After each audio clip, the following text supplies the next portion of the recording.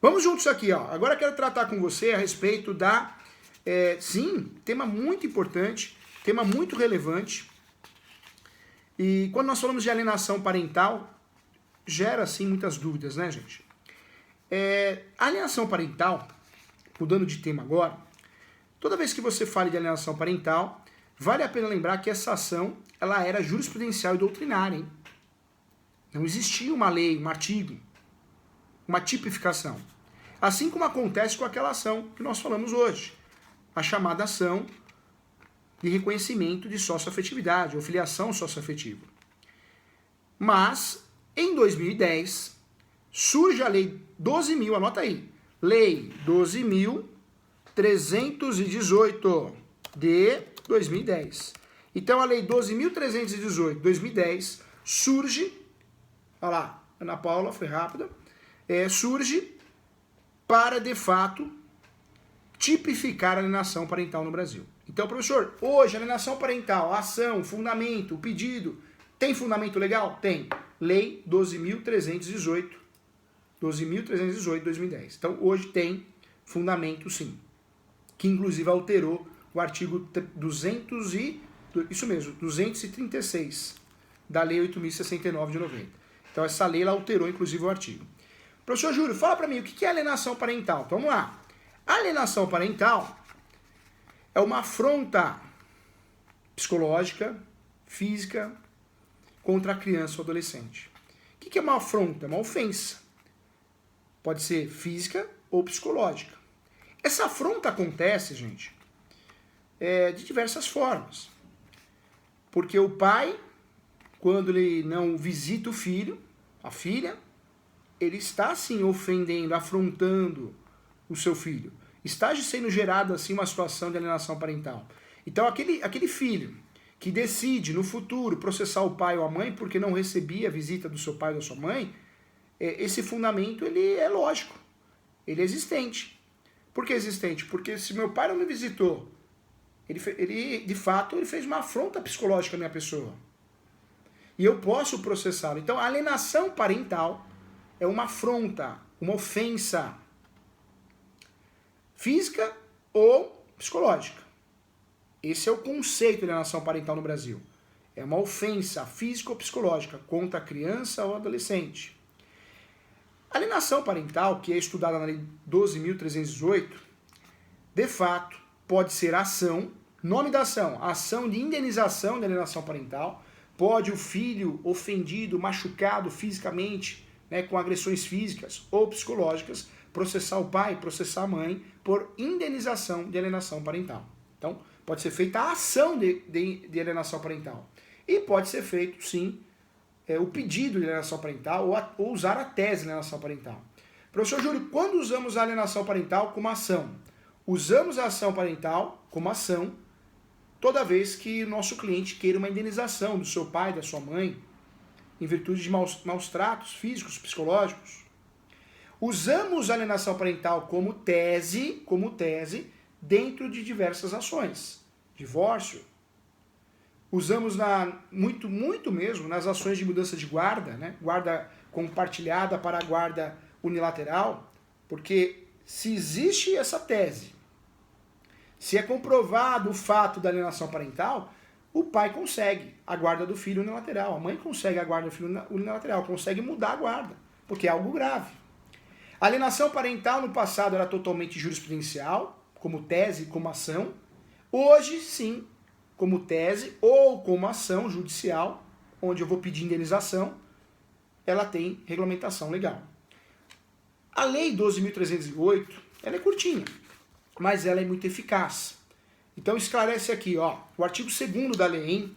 Considera-se ato de alienação parental a interferência na formação psicológica da criança ou do adolescente, promovida ou induzida por um dos genitores, pelos avós ou pelos que tenham a criança ou adolescente sob a sua autoridade, guarda ou vigilância, para que repudie o genitor ou cause prejuízo ao estabelecimento ou à manutenção de vínculos com este.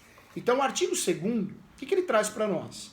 Alienação parental, objeto de ação ou objeto de fundamento, pode ser em face contra pai, mãe, avós, tios ou qualquer representante legal. Então, qualquer um desses parentes podem sim sofrer ação, podem ser legítimos passivos, réus nessa ação. Então, os tios, os avós, os pais ou representante legal. Então, importante aqui, o artigo 2º classifica quem é o réu nessa ação. Quando a ação, hein? Pode ser só tese. Eu posso usar essa tese dentro de várias ações, normalmente nós usamos na ação de mudança de guarda. Vale a pena lembrar que toda ofensa física ou toda ofensa psicológica é alienação parental. Mas o grande objetivo da lei é uma terceira situação. Acorda aí, ó, uma terceira situação, que é o induzimento ao erro. O que é o induzimento ao erro? A mãe ou o pai coloca na cabeça da criança que o pai não presta. O seu pai não presta, hein? O seu pai te odeia, hein? O seu pai não gosta de você, hein? Sua mãe, nossa, sua mãe vou colocar veneno na sua comida, hein? Seu avô é maluco, hein? Esses comentários maldosos, quando feitos com base na mentira, só para distanciar a criança, né, do avô, da avó, do tio, da tia, do pai ou da mãe, pronto. Nesse momento foi cometido, sim, foi tipificado a alienação parental. Então a alienação parental, ela tem sim um gênero, que é a ofensa física, a ofensa intelectual ou psicológica, mas a lei, ela foi muito forte, focada nessa situação que acontece muito no Brasil. A mãe joga o filho contra o pai joga o filho contra a mãe, e isso cria um inferno na cabeça da criança e adolescente, que realmente depois vai precisar de tratamentos psicológicos, vai mexer com a criança e adolescente, com a estrutura a vida inteira. Então essa lei, ela de fato, ela enxerga a alienação parental, ela dá foco, escopo nessa relação de induzimento ao erro. Mas não é só isso, tá? Então nós temos 3 situações que ocorrem alienação parental. O induzimento ao erro é uma delas. E aí vem a pergunta, professor, como que eu provo isso? Essa prova é muito difícil, hein, gente? Nós sabemos que no Brasil nós temos as provas orais e as provas documentais. Falando em processo, alienação parental pode ser provada com as provas orais, testemunhas e depoimento pessoal das partes, pode ser provada com as provas documentais, documental em sentido estrito, WhatsApp, mensagem, e-mails, pode ser provada através de uma perícia, de um psicólogo, um psiquiatra, um psicopedagogo, pode ser provada também através de uma ata notarial e até mesmo através de uma inspeção judicial. Então, nós podemos nessa ação e devemos utilizar todos os meios de provas estabelecidos pelo processo civil. Isso é possível sim. E aí, como o Estevão falou, laudo psicológico seria sim a forma mais eficaz de provar esse induzimento ao erro. Mas eu gosto muito desse conceito, e no meu livro eu uso esse, induzimento ao erro. Porque se você for ver, a alienação parental é isso, induzimento ao erro. Professor, ocorreu alienação, eu tenho prova, o que eu posso fazer?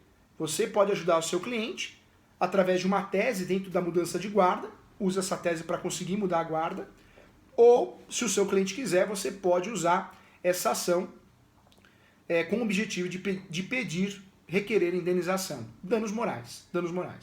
Nós tivemos um caso no escritório, já faz, acho que foi o ano passado, onde o pai foi processado pela filha, a filha nos procurou, o pai nunca deu atenção à filha, então nós fizemos uma fundamentação entre a alienação parental, o nome da ação que nós usamos, ação de indenização de alienação parental, mas dentro dessa ação nós fundamentamos sim, com induzimento ao erro, porque as poucas vezes que o pai tinha acesso ao filho, né, ele falava muito mal da mãe e da família da mãe, e também o abandono parental. Né? O que é o abandono parental? O pai depois abandonou.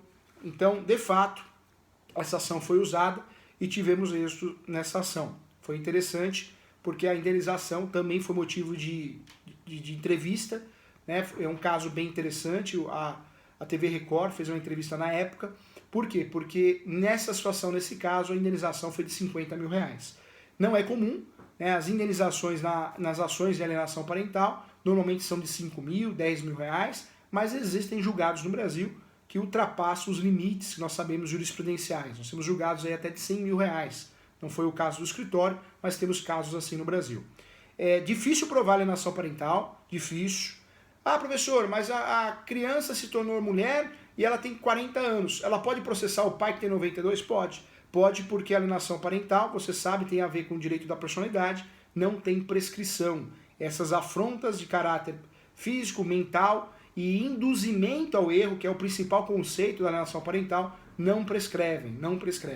Essa ação, claro, deve seguir sim o artigo 319 do Código de Processo Civil, eu devo provar conforme o artigo do 320, devo fundamentar com base hoje nós temos lei, que é a Lei 12.318, no passado não tínhamos, podemos usar como uma ação de indenização, nome da ação vou repetir de novo, ação de alienação parental ou ação de indenização de alienação parental, e podemos usar como fundamento das nossas peças, tá? Então, importante aí também. Olha o que esclarece aqui, ó, a lei, né? No parágrafo único do artigo 2º. São formas explicativas, ou seja, não é taxativa. A lei não é taxativa, é exemplificativa, são só exemplos. De alienação parental, além dos atos assim declarados pelo juiz, os constatados na perícia, praticados diretamente ou com auxílio de terceiros. Então, outro ponto, pode ser praticado diretamente ou com auxílio de terceiros. Quais são esses atos? Então, são exemplos, hein? A lei, o artigo 2º, parágrafo único, não é taxativo, é exemplificativo. Realizar a campanha de desqualificação da conduta do genitor no exercício da paternidade ou maternidade. Então, induzir a erro a criança e adolescente. Acontece muito no Brasil. Muita mãe, muito pai põe fogo mesmo, faz o filho odiar a mãe, faz o filho odiar o pai. Que absurdo, mas acontece. O ser humano é capaz de tudo, gente. Capaz de tudo. 2. Dificultar o exercício da autoridade parental. Ou seja, lembra que eu te falei que isso aqui tem a ver com guarda, tem a ver com regulamentação de visita? Então, a prova que não deixa visitar, a prova que não respeita a guarda compartilhada, também é alienação parental.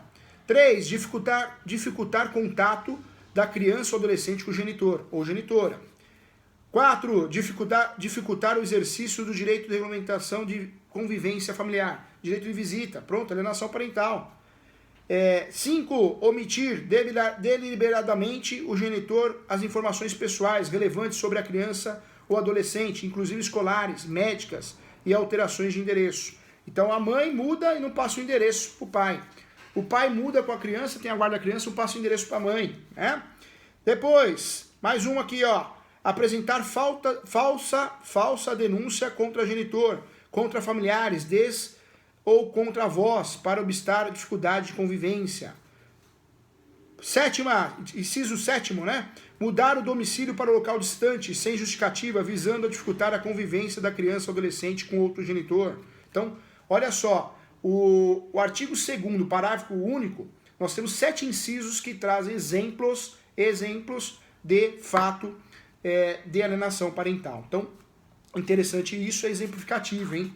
Professor, como que eu provo? Através das provas orais e documentais. Mas o documento mais utilizado, a prova mais utilizada, é um laudo psicológico, que é muito relevante nesses casos, nessas situações. Nós temos aí, são poucos artigos, são 8. Inclusive o artigo 10º foi vetado, né? Então, é uma lei, nós temos essa lei aqui, ela é bem curtinha, mas é uma lei que perto do que a gente tinha antes, né, hoje nós temos uma fundamentação legal.